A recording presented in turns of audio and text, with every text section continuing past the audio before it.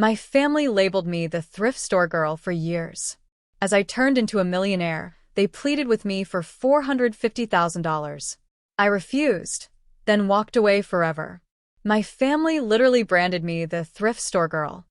For years, it was their favorite joke, a punchline they'd pull out at every holiday, every family dinner. But the laugh was on them, wasn't it? Because the moment I became a millionaire, they came crawling, asking for $450,000. And I walked away from them forever. I realized early on, probably before I even hit my teens, that I was the family's designated letdown. My name is Claire Thompson, and for as long as I can remember, I was the punchline to their failures, or rather, my perceived lack of success.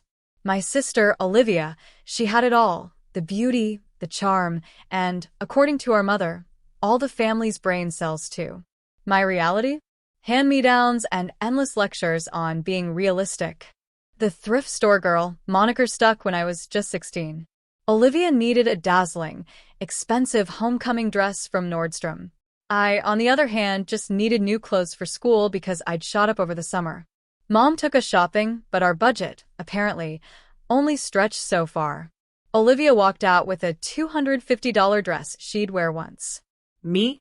I got dropped off at Goodwill with a crisp $50 bill and the instruction to make it work. That day, I found this incredible vintage leather jacket for $10. Real leather, barely worn.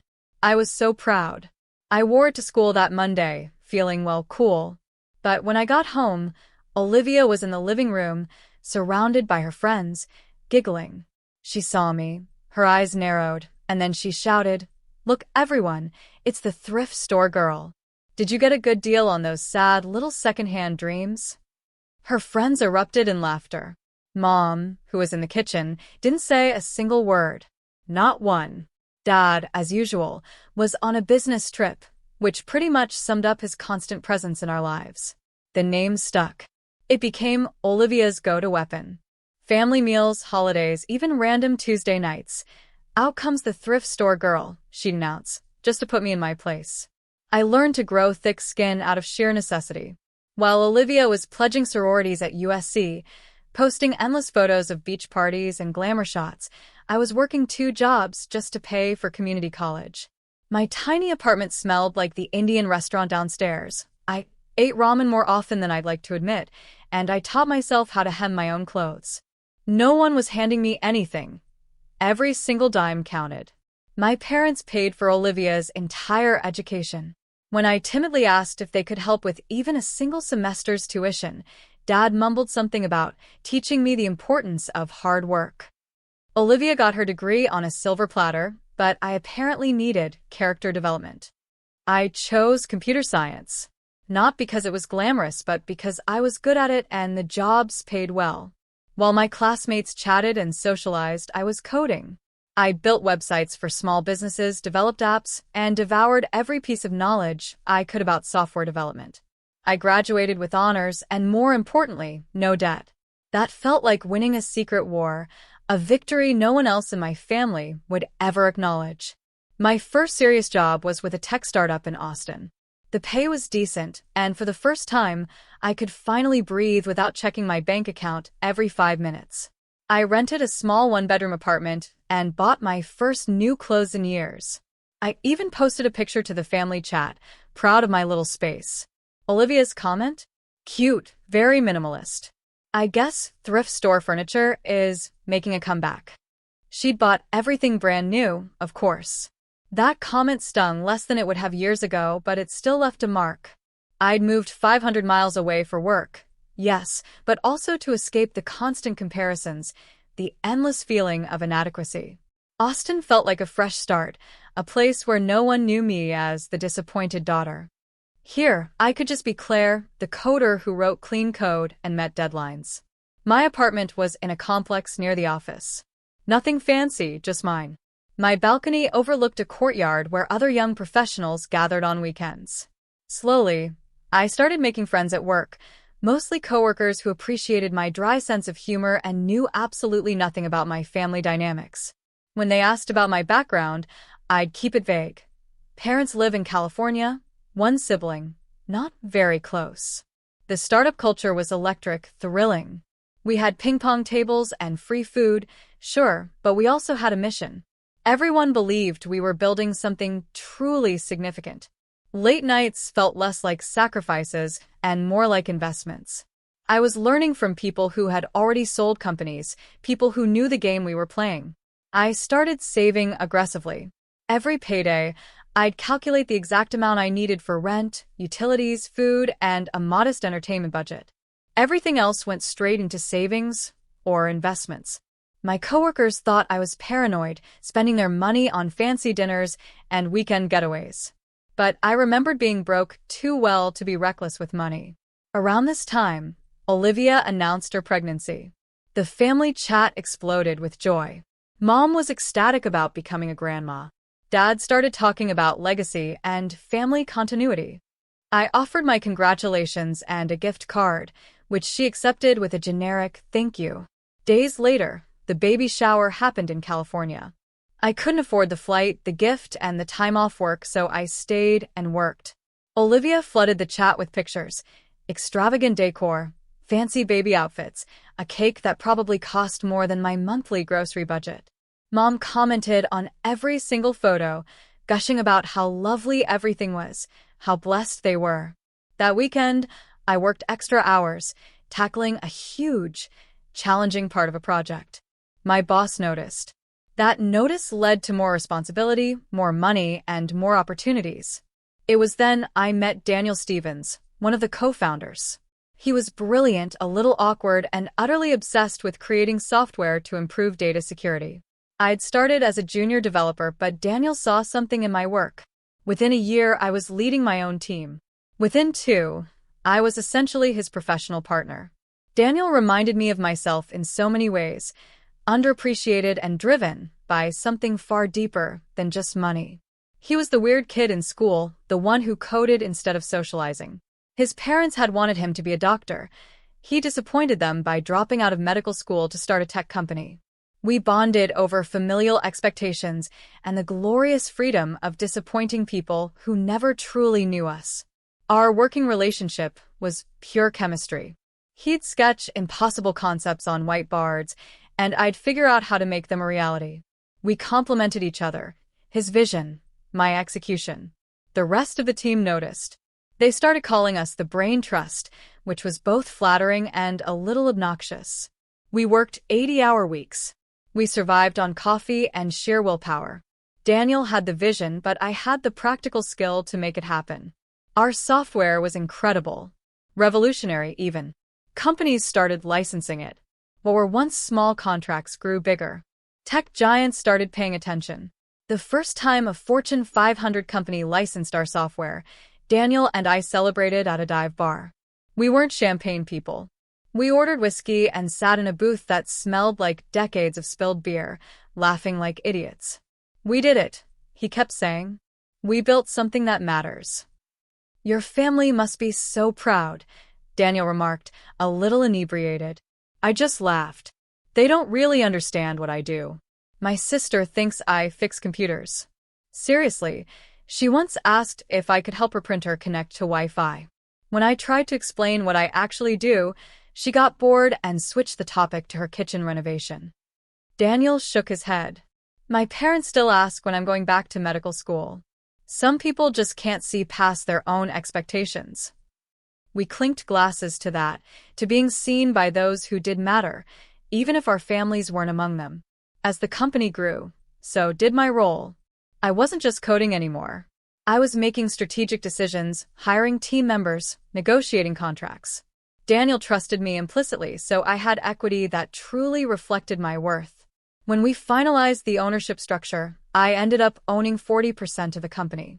Daniel had 40%, and the remaining 20% was shared among early investors and key employees. I didn't tell my family any of this. Why would I? Every time I mentioned an achievement, Olivia found a way to undermine it. When I told them I'd been promoted to senior developer, she announced her engagement to Adam Walker, whose father owned a chain of auto dealerships. The conversation instantly shifted to her princess-cut diamond and wedding plans. That engagement announcement came in my second year at the startup. Olivia dropped it in the family chat, a picture of her hand sporting a massive ring, at least 2 carats, maybe 3. Adam had proposed on a beach trip in Maui, dropping to one knee at sunset as a photographer documented the whole scene. The photos were perfectly edited and uploaded within hours. Mom called me, crying with joy. "Your sister is so blessed," she kept repeating. "Adam is such a catch. He's going to take such good care of her." I was troubleshooting a serious system breakdown when she called, with 3 developers waiting for my feedback and a client presentation in 2 hours. I managed a rushed congratulations and then had to go. Mom sounded disappointed that I wasn't more thrilled. The truth was I felt nothing. Olivia's happiness had stopped having meaning to me somewhere along the way. Her life was hers. Mine was mine. The only intersection was a sense of obligation. I went to the wedding alone. I was 25, wearing a dress I'd bought new from a department store, and I still felt invisible. Olivia's bridesmaids were all sorority sisters who looked like they'd stepped right out of a magazine. I sat at a table with distant relatives who spent the entire reception on their phones. The wedding was a 3-day affair at a resort in Napa Valley, but I could only afford to attend the ceremony itself, flying in Saturday morning and leaving straight from the reception that evening. I missed the welcome dinner and the morning after brunch. No one seemed to notice. The ceremony was beautiful, in an overpriced, impersonal kind of way. White flowers everywhere, a string quartet playing. Olivia looked stunning in a couture gown that was probably more expensive than my car. Adam openly wept as she walked down the aisle, which the cameraman filmed from multiple angles. I sat 17 rows back on the bride's side, wedged between a great-aunt who kept asking who I was and a family acquaintance I'd never met. Olivia's gaze swept over me as she passed down the aisle. I don't think she even registered I was there. During the toasts, Olivia's maid of honor gushed about how Olivia was always meant for success, always knowing exactly what she wanted and how to get it. Dad's toast highlighted how proud he was of his accomplished daughters, but he only gave examples of Olivia. Mom shed tears of joy. I sipped my champagne, wondering why I had even bothered to come. The reception was held in a vineyard, bathed in golden hour light that made everything look like a movie. I tried to socialize, but I kept finding myself in conversations where I was the odd one out. Olivia's friends talked about spin classes and vacation homes. Adam's family discussed golf handicaps and investment properties. I nursed my drink, checking my phone for work emails to keep myself occupied. At one point, a groomsman approached me. He was drunk but friendly, asking how I knew the couple. When I told him I was Olivia's sister, he looked genuinely shocked. "Really? She never mentioned having a sister." "We're not close," I said a little too quickly. He nodded, as if that explained everything, and then went off to find someone more interesting to talk to. I left during the dance portion, claiming I had to catch a flight. No one tried to stop me. I Ubered to the airport, changed into comfortable clothes in a restroom, and worked on coding for a project due Monday as I waited for my red-eye flight. It was a better use of my time than trying to enjoy a party where I simply didn't fit in. Flying back to Austin, I felt a profound sense of relief. I had fulfilled my familial obligation. I had shown up. I had been polite. Now I could return to my real life, the one I was building, brick by brick, the one that truly mattered. I texted Olivia from the airport with another congrats. She replied with a heart emoji. That was the extent of our conversation. Olivia announced her second pregnancy about 8 months after the wedding. By then, she'd fully committed to being a lifestyle influencer, chronicling every moment online. Gender reveal parties, nursery design blogs, elaborate photo shoots. Her pregnancy was a meticulously planned performance.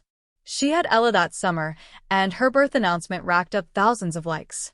I sent a gift of practical baby goods from the registry. Olivia shared a boilerplate thank you story on Instagram, tagging everyone who'd contributed presents. I wasn't sure she even knew which products came directly from me. Being underrated, I realized, meant no one paid attention to you. And that had its advantages. While my family was obsessing over Olivia's Instagram perfect existence, I was building something real. Daniel and I had created software that was getting serious attention. Tech companies weren't just licensing it anymore. They wanted to buy the entire company. 3 months after Olivia's wedding, I got a call from Daniel around midnight. A major firm wanted to talk to us about a potential acquisition. He could barely speak, his voice trembling with a mixture of excitement and dread. We'd anticipated this moment, but the jump from theoretical potential to actual reality felt different. We met with their team the next week. Corporate executives in fancy suits, asking technical questions, crunching financial projections. Daniel handled the vision questions. I handled the technical details and actual execution. We were a well-oiled machine. By the end of the meeting, they were even more interested than when we started. The paperwork began to flood in. NDAs, tentative offers, due diligence requests. Our lawyer, a woman Daniel had worked with before, guided us through each stage. She was blunt about the odds. Most acquisitions fail. Don't get excited until the money's in the bank. I took her advice. I didn't tell my family. I didn't tell my friends. I just kept working, living in my small apartment, and saving money like I always had. If the deal went through, great. If it didn't, I'd still have a good career and shares in a rising company. I was 26 years old when we received the first serious offer, $14 million. Daniel and I each owned 40% of the company, with the other 20% distributed among early investors. My portion would be worth $5.5 million. I couldn't wrap my head around that number. It felt like monopoly money. Daniel wanted to wait. He believed we could build something bigger. I trusted his instincts. They'd been right about everything else. We politely declined the offer and kept working. 6 months later, another offer came in, $22 million, then $32 million. We kept saying no. Every rejection felt like a gamble. What if we've peaked? What if we turn away life-changing money only to see the company fail? I stayed up many nights, crunching numbers, calculating how long $5.5 million would last, how different my life could be. But Daniel's confidence was contagious. He showed me projections, market research, growth opportunities. Our software was becoming the industry standard. Companies didn't just license it, they built entire security systems around it. We were becoming crucial. And that meant leverage. We hired a CFO who had experience with successful exits. She was in her 50s, sharp as a razor, and took crap from no one. She examined our records, our contracts, our growth trajectory, and declared us fools for thinking anything less than $37 million. You're not just selling software, she explained. You're selling the future of data security. Price accordingly. So that's what we did. When the next offer came in at $40 million, we countered with $80 million. They laughed. We walked away. 3 companies were interested by then, which meant competition. Competition meant better terms. I was still living in my small apartment. I still browsed sales racks. The money was imaginary, attached to a company that existed mostly as code and contracts. My family had no idea, because I never told them. What was the point? They had already decided who I was. Olivia had quit her marketing job after the wedding. Adam's family money meant she didn't need to work. She spent her days doing yoga, getting her nails done, and sharing her beautiful life on social media. Mom would send me Olivia's posts with captions like, "Your sister looks so happy." The implication was clear. Olivia had triumphed at life, while I was still struggling. Olivia's second child, Jacob, had been born by this point, 2 children before the age of 30, both meticulously planned and fully publicized on social media. Her life looked flawless, at least in the perfectly curated squares of Instagram. Beautiful home, lovely children, gorgeous clothes. She'd become a minor lifestyle influencer, receiving free products in exchange for posts. What I didn't realize was that Adam's financial situation wasn't as stable as it appeared. Adam's father owned multiple dealerships, but Adam, in his pride, insisted on owning his own location to prove himself. He'd taken out huge loans to invest in a franchise, convinced he could make it lucrative. When things started going wrong, his pride stopped him from asking his father for help. But I wouldn't discover any of this until much later. I watched from a distance, fascinated and repulsed. How much of it was real? Did she truly love the life she portrayed?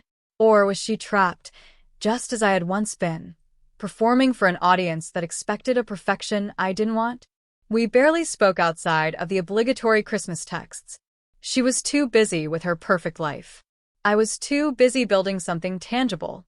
That Christmas, Mom tried to arrange a family get-together. I declined, citing work commitments. It was partially true. We were in the thick of intense negotiations, but largely, I just didn't want to spend a week watching Olivia's highlight reel and being reminded of my own perceived incompetence. Mom was hurt. She sent a long email about how important family is, how I shouldn't let work rule my life, and how I was missing out on seeing my niece and nephew grow up. She conveniently failed to mention that I'd only met Jacob twice, both brief encounters. She didn't mention that Olivia had never once asked about my life or shown interest in seeing me. It seemed I was solely responsible for maintaining family connections. I didn't reply to her email. I worked through Christmas and felt surprisingly okay about it.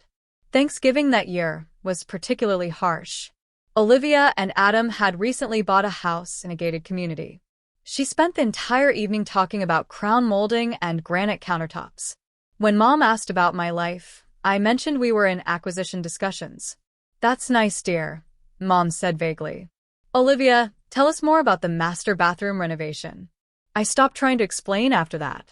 The final bid arrived in February. $80 million for the entire deal. Daniel called me at 11 p.m., his voice trembling.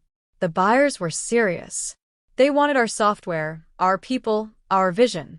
This was it, the moment we'd been working towards for 6 years. My portion would be $34 million. After taxes and repaying the early investors who had chosen lower returns, I'd have roughly $8.5 million in liquid assets. $8.5 million. I sat on my apartment floor for an hour, just staring at the wall. Daniel and I signed the paperwork in March. The money landed in my account 2 weeks later. I watched my banking app update, saw that impossible balance. I was a millionaire before I turned 27. And no one in my family knew. I didn't buy a mansion. I didn't buy a sports car. I hired a financial advisor and invested most of it conservatively. I did buy a beautiful condo in a nice area, fully furnished with new things. I bought clothes that fit properly. I donated to causes I cared about. I lived comfortably, but not extravagantly. The secret felt incredible. For the first time in my life, I had something entirely mine, something my family couldn't take away, claim credit for, or make about Olivia. My financial advisor had given me a packet of papers to review and sign. I grabbed them on my way out the door one morning, planning to glance through them at lunch. Instead, I got called into back-to-back meetings. I slipped the folder into my purse, figuring I'd deal with it later. Among the documents was a recent portfolio statement that clearly showed my total balance. I completely forgot it was there, until Olivia found it. Easter was approaching, and Mom called to demand I come to dinner. I usually dodged holidays, but something compelled me to agree this time. Maybe I was feeling charitable. Maybe I wanted to see things from a new perspective. Maybe I just wanted to prove to myself that their opinions didn't matter anymore. I drove to their house in my new car, nothing flashy, just a reliable, premium vehicle. I parked on the street and walked up to my childhood home, carrying a store-bought pie because I wasn't much of a baker. Olivia answered the door. She looked me up and down, and I instantly knew she noticed my clothes were expensive. Very expensive. Her eyes narrowed just slightly. "Claire," she said, her voice a little too sweet. "You look different." "Thanks," I said, walking inside. "You look great, too." The house was adorned for Easter, pastels everywhere. Adam was in the living room watching basketball with Dad. Mom was in the kitchen, putting the finishing touches on dinner. Olivia's 2 children, Ella and Jacob, were running around, high on chocolate. I hugged my parents and tried to relax into the usual awkwardness of family reunions. Dad asked about my job in the generic way he always did, not really listening to my answer. Mom admired my blouse and asked where I bought it. "Nordstrom," I said, and she looked genuinely surprised. "Splurging a bit, are we?" Olivia murmured from behind me. "Did you get a raise?" "Something like that." I replied, trying to keep my voice even. Dinner was the usual production. Olivia held court, talking about Jacob's soccer team and Ella's dance recital. Adam chimed in periodically about his dealership sales performance. Mom and Dad nodded, completely engrossed. I ate my ham and scalloped potatoes, feeling like I was watching a performance I'd seen 1,000 times before. Just as Mom was bringing out dessert, my phone rang. It was my financial advisor. I exchanged glances with him, excused myself, and went to the back porch to take the call. It was nothing urgent, just a quick question about some papers that needed signing. The conversation lasted about 5 minutes. When I came back inside, the mood had completely shifted. Olivia was standing in the hallway, holding my purse. My stomach dropped. "You left this on the chair," she said, her voice strangely flat. "Your wallet fell out when I picked it up. Things spilled everywhere." She held up a bank statement that had fallen from the folder. The balance was glaringly obvious. $8.5 million. Plus change. The room went absolutely silent. Mom's pie server clattered onto the dish. Dad's eyes widened. Adam leaned forward, his face a mask of sudden interest. Olivia's face cycled through a dozen emotions: shock, confusion, anger, then a slow, calculating realization. Is this real?" Olivia demanded. I gently took the statement from her hand, folded it neatly, and slipped it back into my wallet. My heart was pounding, but my voice remained firm. "It's none of your business." $8.50 million. Mom's voice was a low whisper. "Claire, where did you get $8.5 million? "I earned it," I stated simply. Olivia let out a laugh, but it was a harsh, ugly sound. "You earned it doing what? You work in computers. Programmers don't make $8.5 million. This one did," I retorted. "My company was acquired. That's my share." The hush that followed was deafening. I could see them all, recalculating everything they thought they knew about me. The thrift store girl was a millionaire. The family disappointment had more wealth than any of them could ever imagine. Dad found his voice first. "Claire, that's wonderful. Truly. Why didn't you tell us?" "Because it's my business," I replied.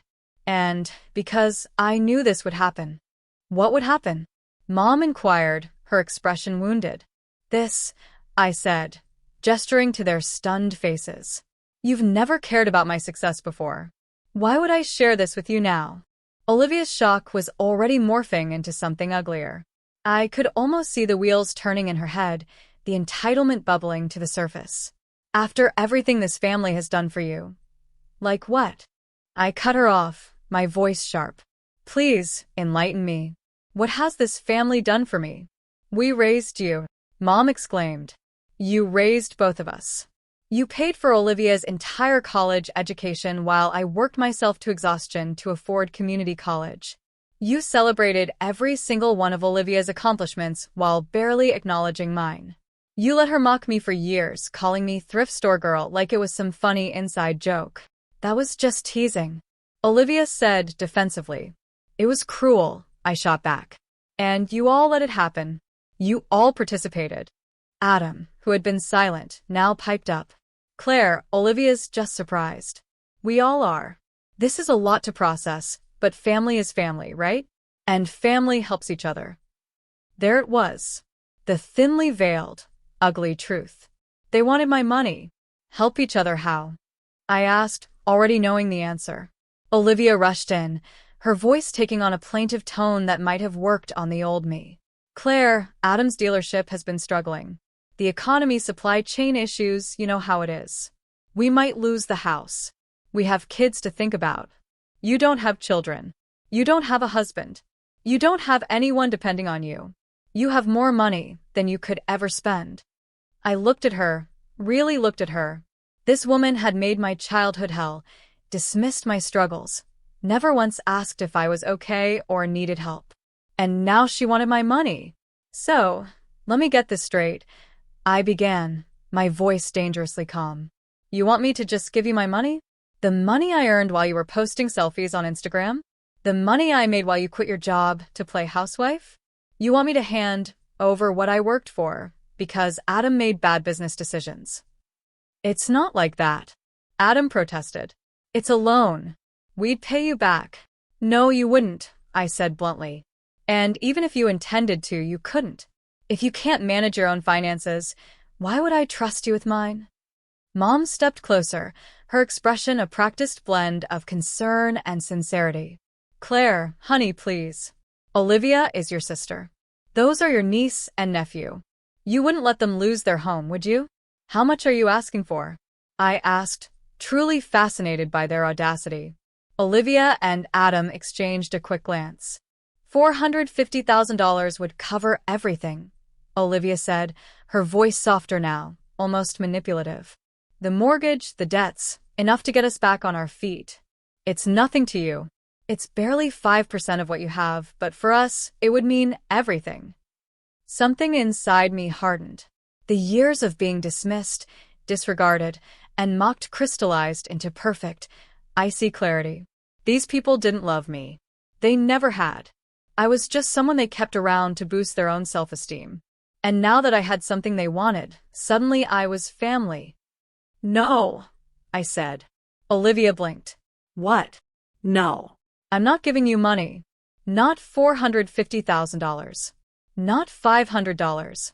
Not $5. Her cheeks flushed crimson. Are you serious? After everything? After everything? I repeated, my voice rising.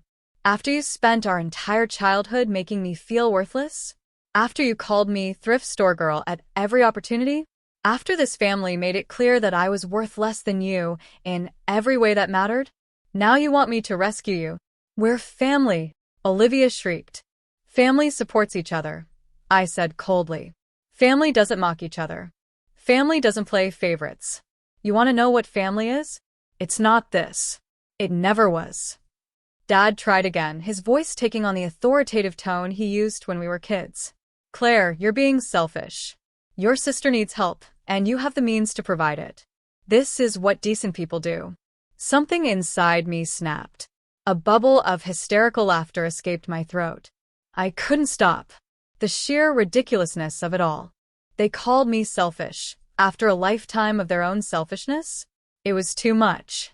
The laughter kept pouring out of me in waves. Decent people? I gasped between chuckles. Where were the decent people when I was eating ramen for dinner, so I could afford textbooks? Where was family when I was working 2 jobs and going to school full-time? Where was support when I was building a career from nothing? We didn't realize you needed help, Mom said faintly. You didn't ask. My laughter died, replaced by a quiet, burning anger. You never asked because you didn't care. As long as Olivia was happy and successful and posting pretty pictures, I could suffer in silence. I was just the thrift store girl, remember? I wasn't worth your attention. Olivia's face was contorted with hatred. Now you're really going to let us lose everything? You're going to let your niece and nephew be homeless because you're petty and bitter. You're not going to be homeless, I murmured, exhausted. You're being dramatic. Sell the house, downsize, live within your means like I had to. Figure it out like I had to. Work for it like I did. I have children, Olivia wailed. Then set a better example for them. I fired back. Show them that hard work matters. Show them that you can't just coast on charm and good looks. Show them that actions have consequences. Adam stood up, his face grim.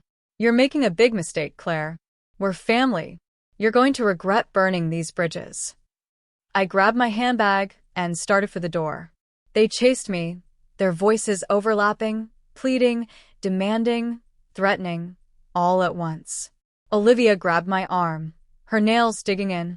Please, she begged, and for a moment, she looked truly desperate. Claire, please. I'm sorry about the stupid nickname. I'm sorry, I wasn't nice. I'm sorry, okay? I'm sorry. Just help us, please. I looked at her, truly stared. She was still beautiful, perfectly put together, but her eyes were wild. Her entire existence had been built on the generosity of others, and now it was crumbling. I felt nothing. I'm sorry, too, I said, my voice gentle but firm. I'm sorry you're in this situation. I'm sorry you made choices that led here. But I'm not your bailout. I'm not your backup plan. I'm not the thrift store girl you can dismiss and ignore until you need something. I pulled my arm free and reached for the doorknob. Olivia's apologies instantly curdled into rage. You're selfish, she hissed. After everything we've done for you. We gave you a home. We fed you. We raised you. And this is how you repay us. You did the bare minimum that parents are legally obligated to do, I countered. That doesn't entitle you to my money. Mom was openly crying now. Dad was red-faced, seething. Adam was pacing. Olivia looked like she wanted to physically assault me. I opened the door. Claire, Dad stated, his voice stern, if you walk out that door, you're not welcome back. If you choose money over family, you're no daughter of mine. I paused in the doorway and turned back to face them. You chose Olivia over me my entire life. You heard me say. You chose appearances over substance. You chose comfort over fairness. You made your choice a long time ago. I'm just finally making mine. You'll regret this. Olivia screamed after me. When you're old and alone, with nobody who loves you, you'll remember this moment. You'll remember that you chose money over your own family. I smiled at her, and she took a step back, so it must have been a truly unpleasant smile. I'd rather be alone with $8.5 million than surrounded by people who only love me for what I can give them.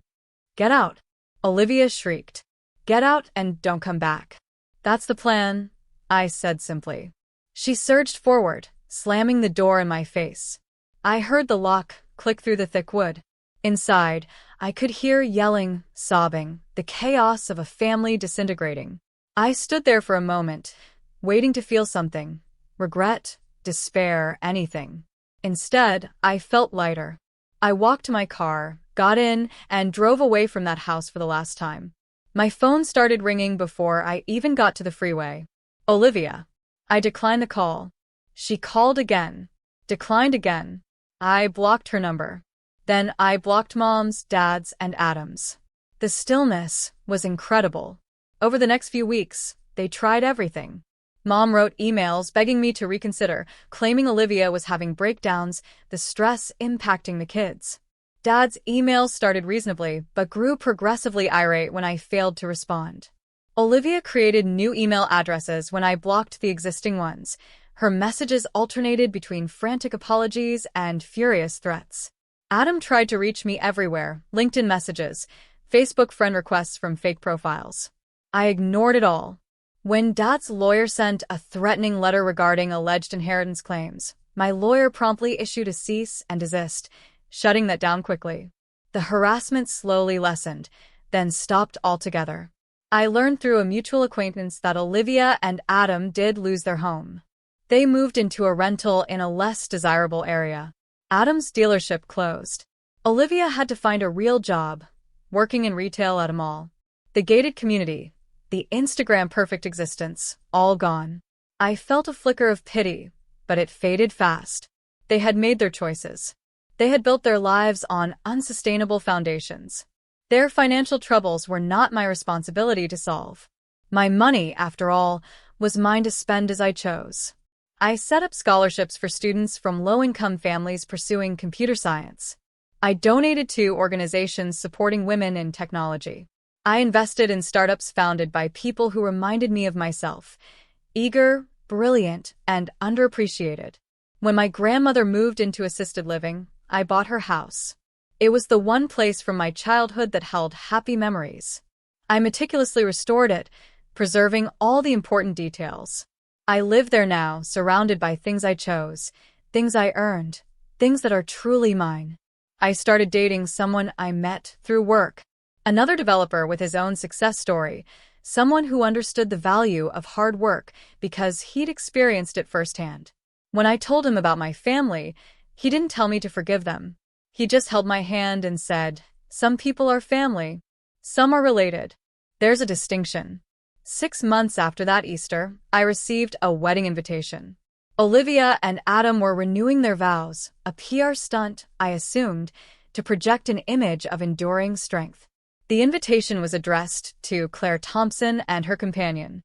There was a handwritten message, Despite everything, you're still my sister. I hope you'll come. We can talk." I threw it out without replying. A year after that Easter, Olivia sent me a message through some method she'd found that I hadn't blocked yet. It was long, rambling, full of apologies that sounded more scripted than sincere. She talked about how hard things had been, how much she'd learned, how she now understood what I had been through. She finished by asking if we could meet for coffee. She wrote that she didn't want to ask for anything, just to reconnect. I reread it 3 times. I remembered the girl I'd been, desperate for morsels of acceptance from people who never truly saw me. I thought about the woman I'd become, strong enough to walk away from those who hurt me. I deleted the email without replying. Some bridges are not worth repairing. Some doors, once slammed, should remain closed. Some family are best left behind. I learned this through therapy. Yes, I went to therapy because money allowed me to afford the help I needed to unpack a lifetime of trying to earn affection that would never be freely given. I had been performing for an uninterested audience. When I stopped performing and stopped needing their approval, I became free. The money didn't heal me. It provided options, stability, and comfort, but it didn't fix the deep wounds. That work was harder and took longer. I had to unlearn the idea that I was worthless, that I deserved less, that I should be grateful for scraps. I am enough. I always was. The thrift store girl who pieced together ensembles from discarded items was just as valuable as the millionaire I eventually became. The only difference is that now I finally understand that. These days, my life is peaceful. I work on projects I find genuinely interesting. I travel when I want to. I have friends who choose me, not out of blood or obligation, but because they genuinely like who I am. My boyfriend thinks my thrift store finds are amazing. He loves hearing stories about the vintage leather jacket that I still have, hanging proudly in my closet. I built a life that is mine. No one can belittle it, disparage it, or take credit for it. When I look in a mirror, I see someone who endured, who worked, and who refused to let others define her worth. Sometimes I wonder if my family remembers that Easter dinner. If they ever truly understood why I laughed in their faces and walked away. Most likely they don't. People like that rarely do. They'll always feel entitled to what others have earned. They'll always believe that family means laying claim to each other's achievements without contributing to them. But sometimes, late at night, when I'm in the house that I truly own, I recall standing at that doorway with Olivia screaming at me, ordering me to go. I remember the sound of the door slamming in my face and the finality of the lock clicking into place. And I remember how it felt to walk away. And I smile, because they actually did me a favor. They relieved me of the last remaining obligation I felt toward them. They revealed their true selves to me one final time. They slammed the door on a connection I had been trying to maintain out of guilt and habit. I walked away feeling lighter than I had ever felt in my entire life. The thrift store girl became a millionaire.